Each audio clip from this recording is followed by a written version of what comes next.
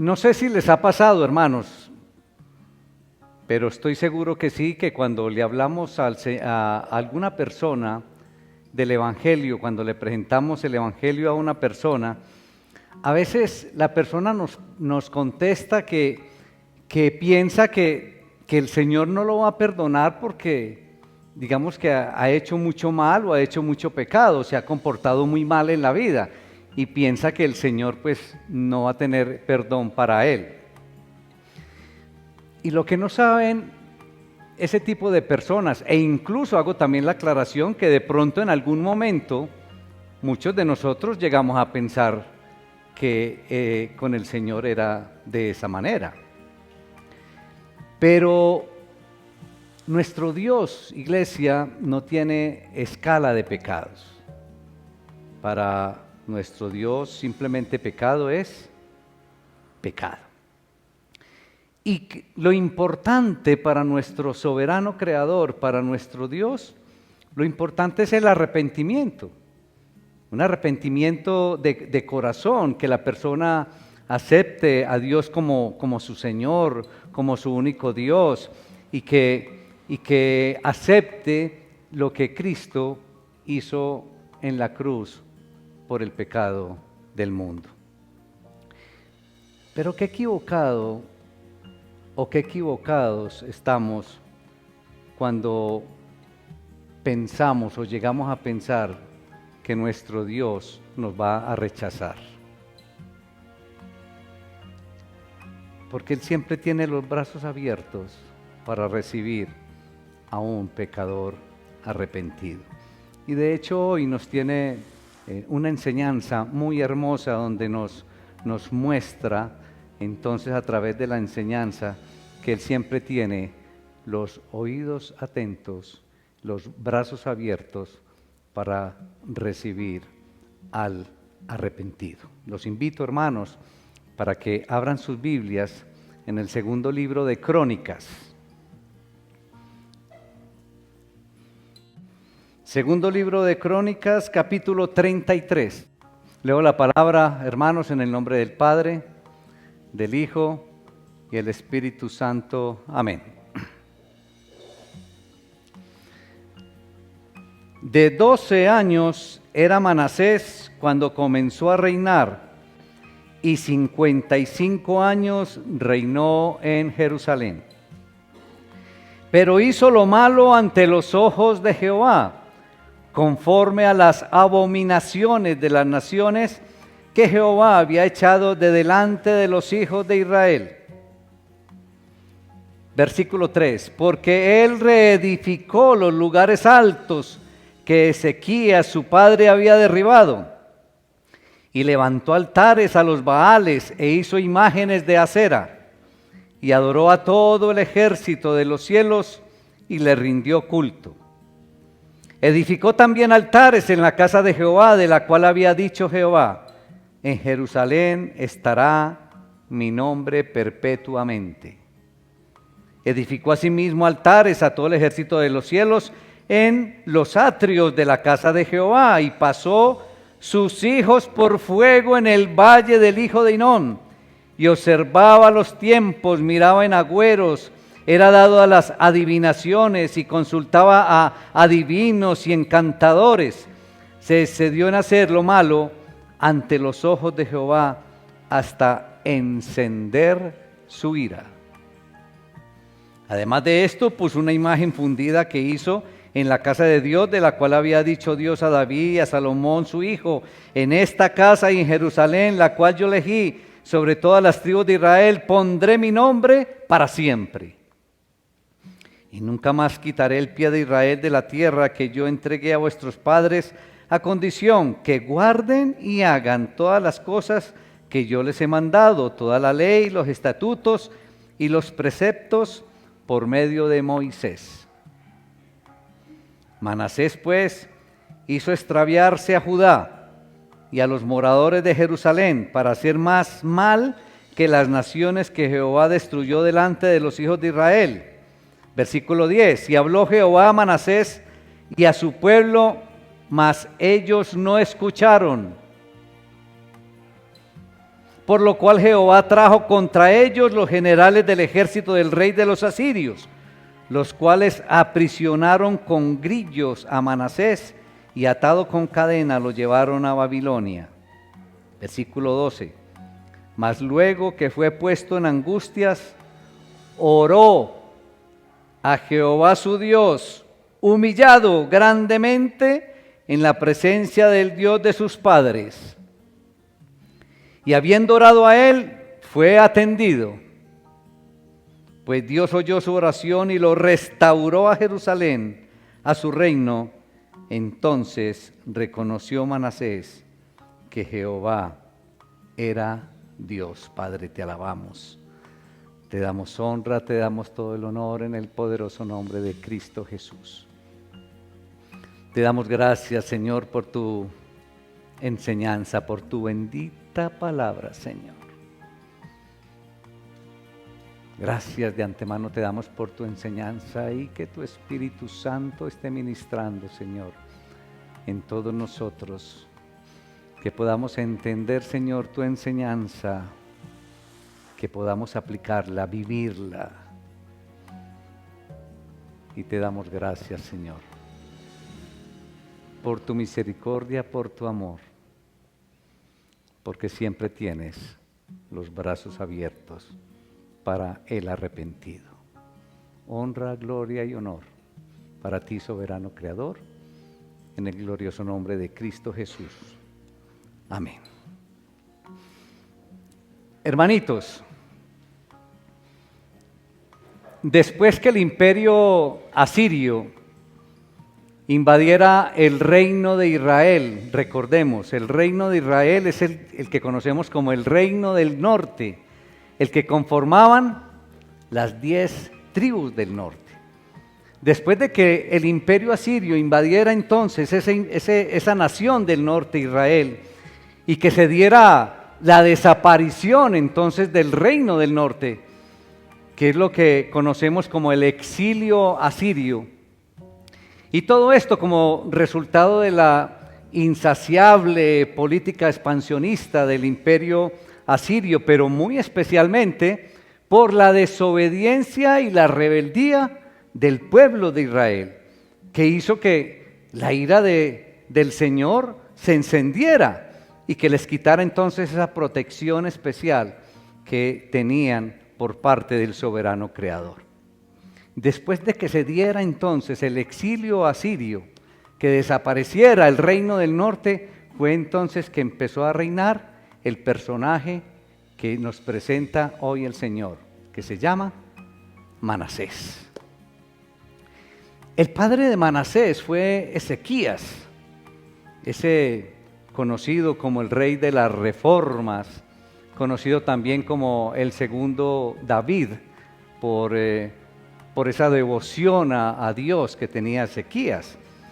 Fue aquel rey, ¿recuerdan? Aquel rey que estuvo muy enfermo, a punto de morir, y le clamó al Señor, y el Señor le concedió algo muy especial, ¿recuerdan? Le concedió 15 años más de vida. Ese es el padre, Ezequías, el padre de nuestro personaje, Manasés. Ezequías fue seguido entonces en el trono por su hijo Manasés, quien tenía, dice la palabra, tenía 12 años cuando asumió el cargo y reinó 55 años. Pero ese versículo 2 nos da una información de Manasés muy importante. ¿Qué es lo que dice el versículo 2? Que Manasés hizo lo malo ante los ojos de Dios. Tremendo. Y a Manasés le tocó entonces enfrentar los mismos problemas, la misma problemática que enfrentó su abuelo. El abuelo de Manasés, o sea, el padre de Ezequías, se llamaba Acaz. Y Manasés reaccionó incluso de la misma manera que su abuelo. Es decir, hizo todo lo malo ante los ojos del Señor. Y ese dominio del imperio asirio en toda la arena geopolítica de la región incluía también entonces el dominio religioso e incluía también el dominio económico. Es decir, en ese momento el imperio asirio dominaba absolutamente en todo. Y Manasés entonces trató de complacer las demandas religiosas que le exigía o le pedía el imperio asirio, aunque sin mucho éxito. Manasés, digamos en el reinado más largo de la historia de los reyes de Judá, fue la persona más responsable de la destrucción final del reino del sur, o sea, de Judá. ¿Sí? Recordemos, 10 tribus conformaron el norte, que se llamaba el reino, se llamaba Israel, y el del sur se llamaba Judá. Manasés empezó a reinar después de que desapareció el reino del norte por el imperio asirio que lo invadió. Pero Manasés fue el responsable que años después se diera el exilio babilónico. Ahí lo dice. Y no lo estamos aquí deduciendo, sino que es que la misma palabra del Señor lo dice. Él es el más responsable de que el reino de Judá fuera destruido años después. Ahora, uno puede ir, ¿por qué? Porque realmente Manasés se dedicó a la idolatría y mantuvo su reino bajo el dominio asirio. Y lo podemos comprobar en el segundo libro de Reyes, capítulo 23, versículo 26. Miren lo que dice la palabra del Señor ahí en ese versículo. Con todo eso, Jehová no desistió del ardor, del ardor con que su gran ira se había encendido contra Judá por todas las provocaciones con que Manasés le había irritado. Tremendo. Mire lo que está diciendo el Señor. ¿De quién está hablando? ¿De quién está hablando? De Manasés. Y está diciendo cosas lindas de Manasés, ¿cierto? ¿Qué está diciendo? Está diciendo cosas hermosas, ¿cierto? No. Está diciendo fue que lo hizo encender en ira por todo lo malo que había hecho. Lo está diciendo clarito el Señor. Y en el versículo 27 de Segunda de Reyes 23, mire cómo continúa. Y dijo Jehová, también quitaré de mi presencia a Judá como quité a Israel. ¿Qué quiso decir ahí? Que así como quitó el reino del norte, así también iba a quitar. Tremendo. Eso, miren qué belleza. Segunda de Reyes, capítulo 23, versículos 26 y 27. Está clarito. Y desecharé a esta ciudad que había escogido, a Jerusalén, y a la casa de la cual había yo dicho, mi nombre estará allí. ¿Qué dijo? Desecharé. Tremendo. Manasés entonces guió a todo Judá por caminos de maldad. Es lo que podemos ver aquí. Al punto que aún después de su muerte, la perversidad continuó hasta los días del exilio. Pero él fue el que provocó toda esta maldad.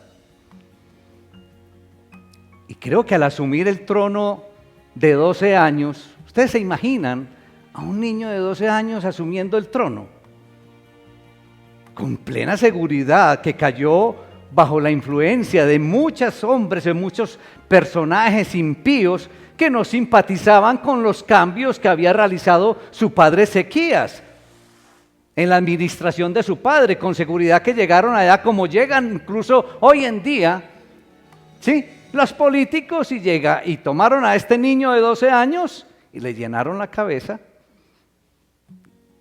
Entonces en su maldad Manasés hizo conforme a las prácticas abominables de las naciones que Jehová había echado delante de los hijos de Israel. Dice clarito la palabra del Señor.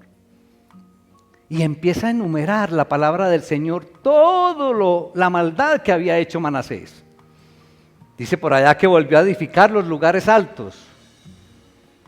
Dice que levantó altares a los Baales.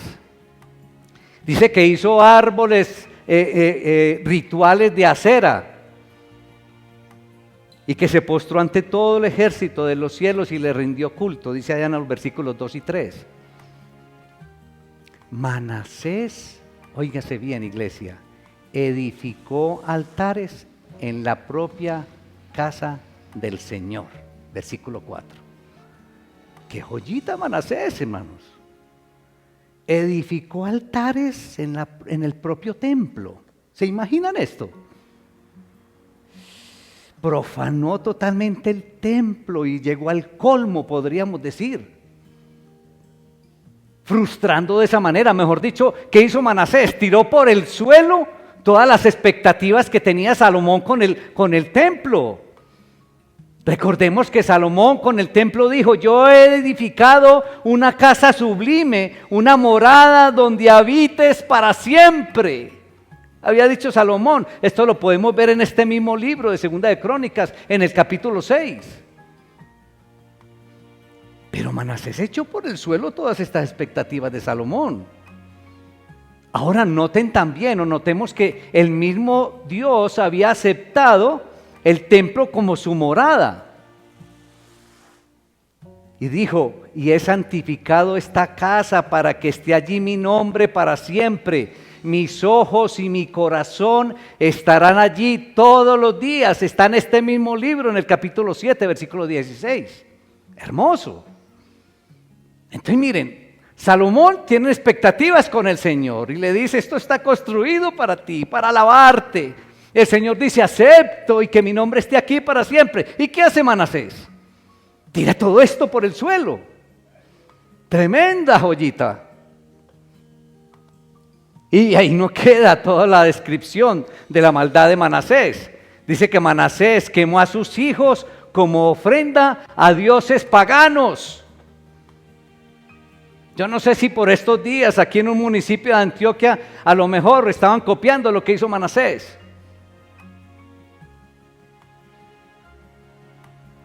Practicó la magia, dice ahí la palabra, practicó la adivinación, practicó la hechicería, evocó a los muertos y practicó entonces el espiritismo, dice ahí en el versículo 6. Hay una cantidad de descripción de maldad de lo que hizo Manasés. Y las escrituras, hermanos, todos sabemos que las escrituras condenan estas prácticas, ya que atentan contra la fe en el Dios verdadero. Podemos encontrar por ahí en Éxodo, en Deuteronomio. Según el libro de en el segundo libro de Reyes, en el capítulo 21, versículo 16, encontramos que Manasés derramó mucha sangre inocente. Dice así, tal cual se lo estoy diciendo. Y creo que este es el colmo de la maldad de Manasés. Y en medio de, digamos, de esta historia oscura, el Señor no había dejado a su pueblo sin voz profética. En medio de una historia tan oscura, el Señor siempre le hablaba a su pueblo. Siempre había un profeta hablándole al pueblo. Pero ¿qué dice la palabra en el versículo 10? Ayúdenme. ¿Qué dice la palabra en el versículo 10? Ellos no escucharon. Pero el Señor nunca había dejado de hablarle al Señor, como nunca ha dejado de hablarnos. Pero el pueblo no escuchó.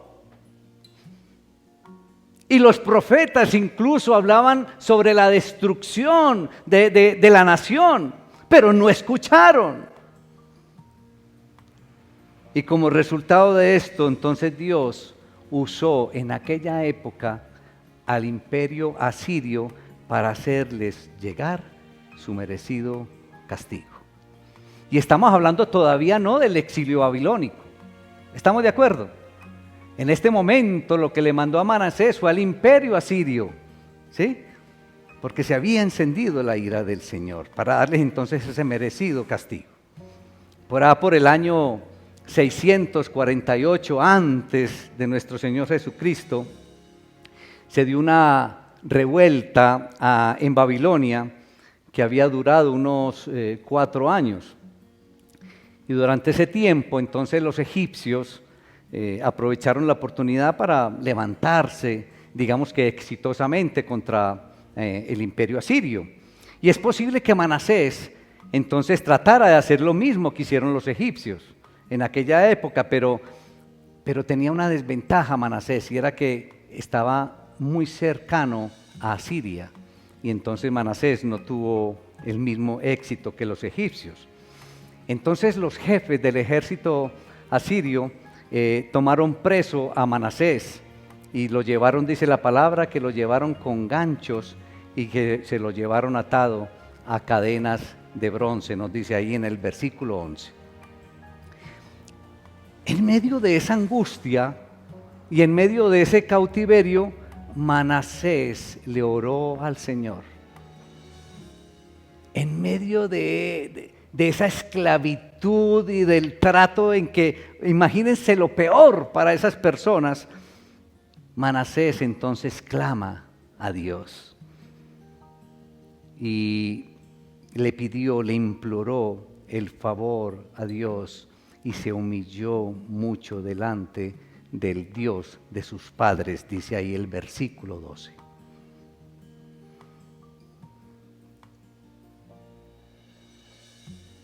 Y en realidad cuando uno mira la actitud de Manasés, uno entiende que con mucha frecuencia se invoca, se implora y viene ese arrepentimiento.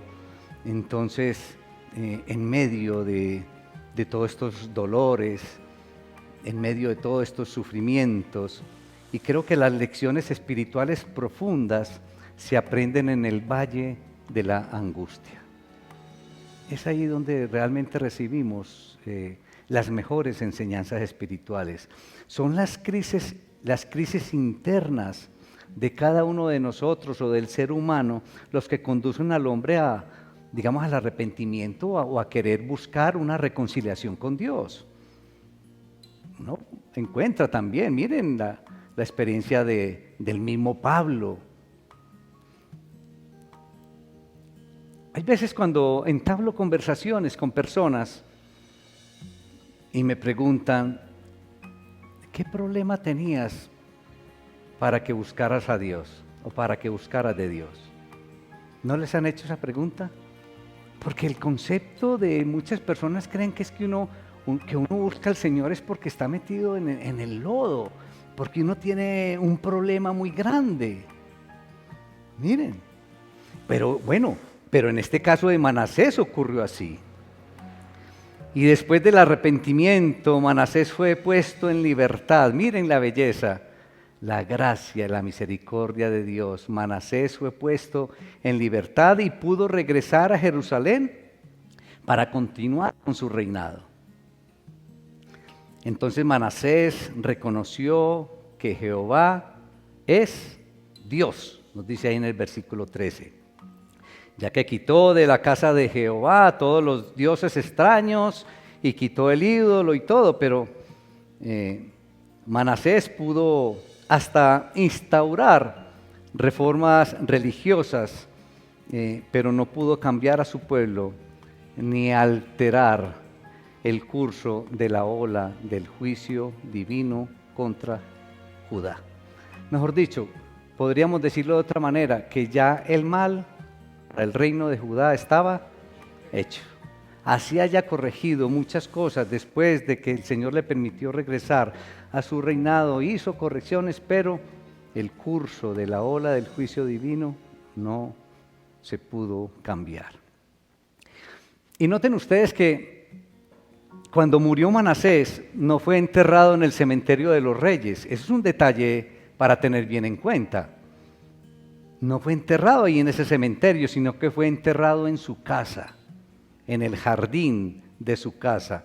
Y esta acción no podría decir que al morir y enterrarlo en el jardín indica que el pueblo como que no le tenía muy buen aprecio, no le tenía muy buena consideración o no lo veía como un rey popular en Jerusalén. En resumen, iglesia, Manasés, este rey, incorporó a Judá todas las detestables prácticas de los cananeos, llegando a instalar ídolos dentro del mismo templo de Jerusalén.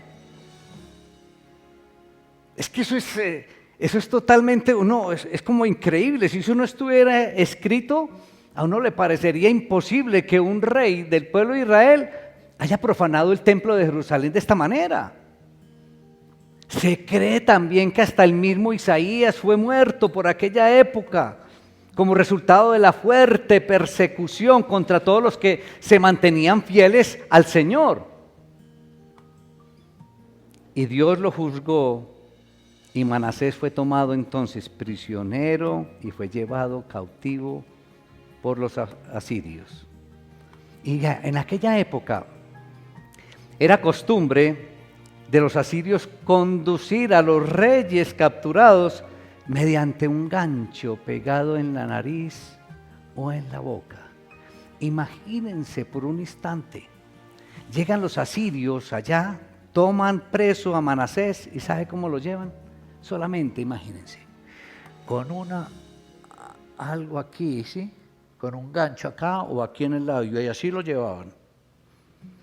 Y luego lo colocaban como un esclavo cualquiera. Así trataban a los reyes que tomaban el ejército. Porque luego eran puestos como unos esclavos en condiciones de extrema maldad. Y así estaba siendo tratado Manasés.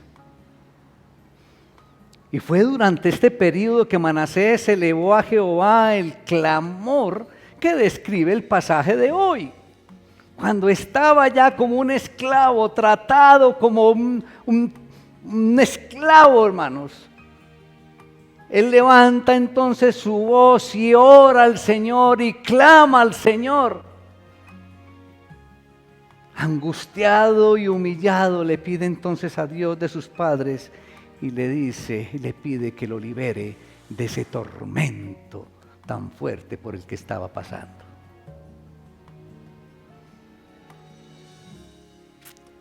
Hasta ese momento, con nuestra mentalidad, ¿qué le responderíamos a una persona con una maldad, con todo lo que había hecho? Tremendo. Miren, y esa realmente puede ser el pensamiento de la mayoría o de todos. Pero ¿qué hizo el Señor? ¿Qué hizo nuestro Dios?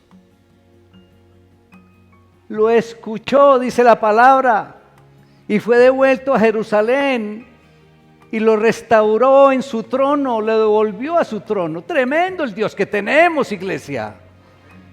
Un Dios de misericordia, un Dios de amor, un Dios de perdón. Y miren la descripción de toda la maldad que había hecho Manasés. Y claro que encendió la ira del Señor y estaba ya siendo tratado como un esclavo. Y ora y se humilla y el Señor lo escucha. Tremendo Dios que tenemos. Y Manasés vuelve entonces a su reinado y implementó una serie de reformas por las cuales quitó todos los ídolos y lugares de sacrificio que había establecido anteriormente. Pero ¿saben una cosa? Esta historia nos deja dos enseñanzas que quiero que se lleven en su corazoncito hoy. Dos enseñanzas. En primer lugar, debemos aprender y debemos tener bien en cuenta que no importa cuán profundamente haya caído una persona de la gracia de Dios, no importa cuán pecador haya sido una persona, el camino para volver a Dios nunca está cerrado. El camino para volver a Dios siempre está abierto, no importa lo que haya hecho la persona, no importa la maldad que haya realizado la persona, no importa lo pecador que haya sido la persona, siempre las puertas al Señor están abiertas. Es lo que debemos aprender aquí. Y muchas veces nosotros, no nos engañemos, aceptemos, hermanos, estamos diciendo quién merece recibir al Señor y quién no.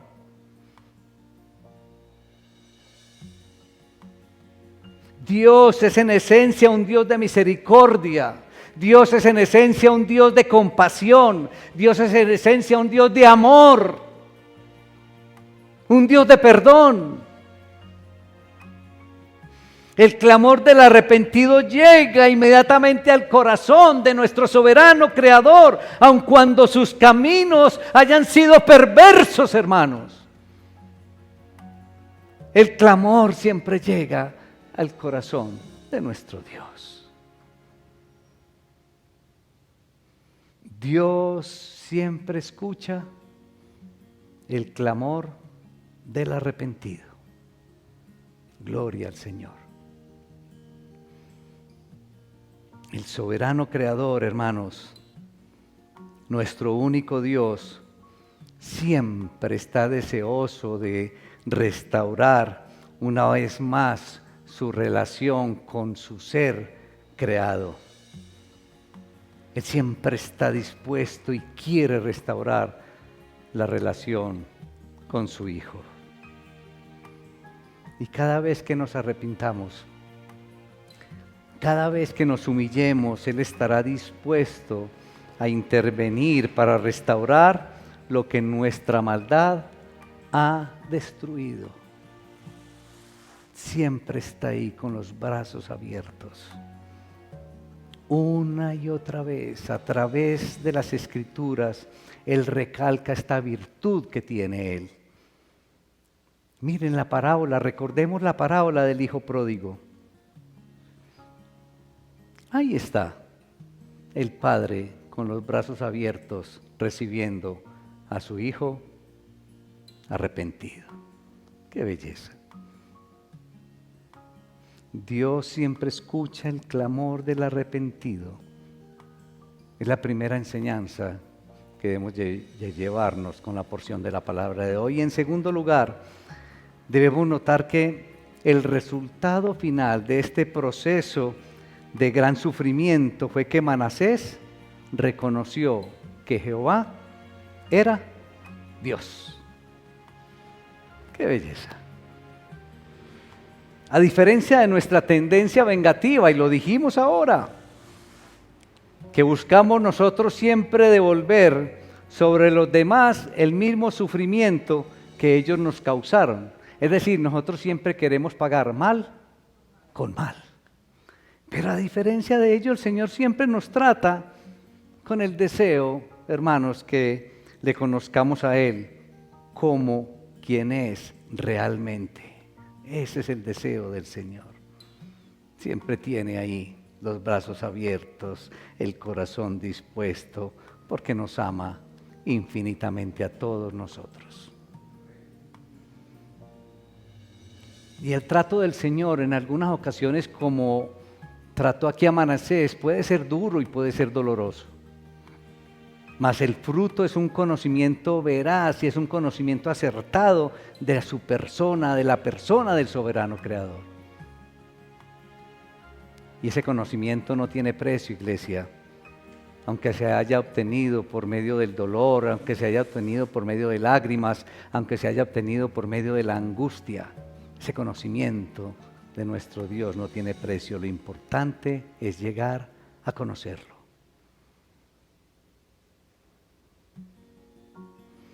Así que, hermanito y hermanita, si ya tienes el conocimiento de Dios, si ya tienes el conocimiento del soberano creador, si ya sabes que el camino es Cristo, continúa aferrado o aferrada a Cristo, no te sueltes. Recuerda que Él es, además del camino, es la verdad y la vida. Si aún no conoces del soberano creador, es el momento de arrepentirte, de clamarle, sin que tu pasado sea un obstáculo para clamarle. Ya sabes que Él siempre escucha el clamor del arrepentido. ¡Qué belleza! Y Dios Padre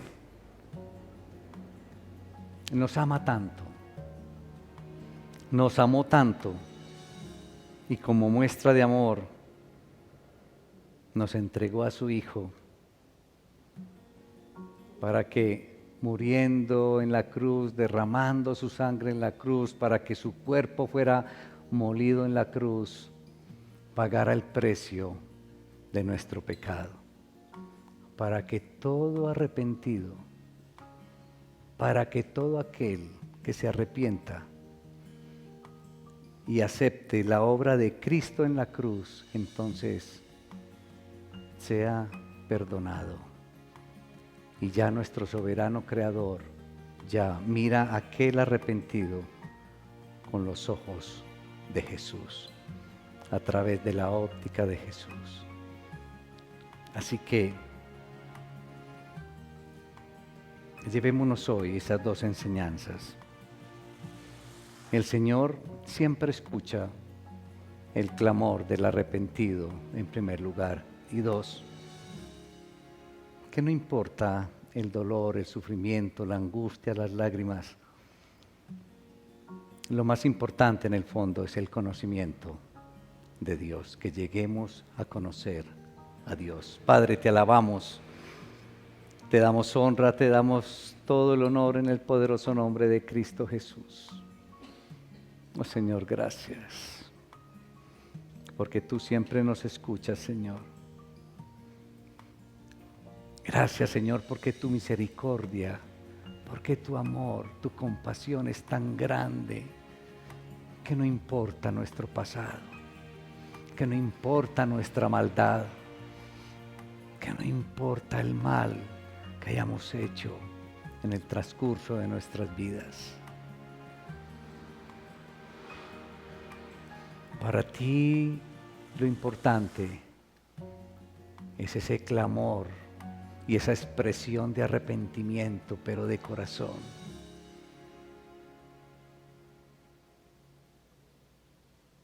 Porque cuando clamamos a ti, arrepentidos y humillados, dándote ese reconocimiento, que tú eres el único Dios, el verdadero Dios, el creador del cielo y de la tierra, el Rey de Reyes.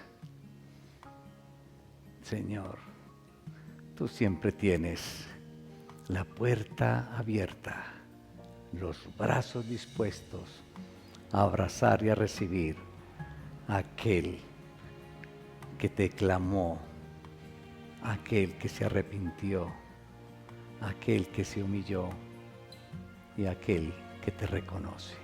Gracias, Señor. Gracias por tu amor. Gracias por tu misericordia. Y gracias, Señor, porque cada vez nos llenas más de una total esperanza, Señor, de tu grandeza, de tu poder. Te alabamos, oh soberano Creador, en el poderoso nombre de Cristo Jesús. Amén.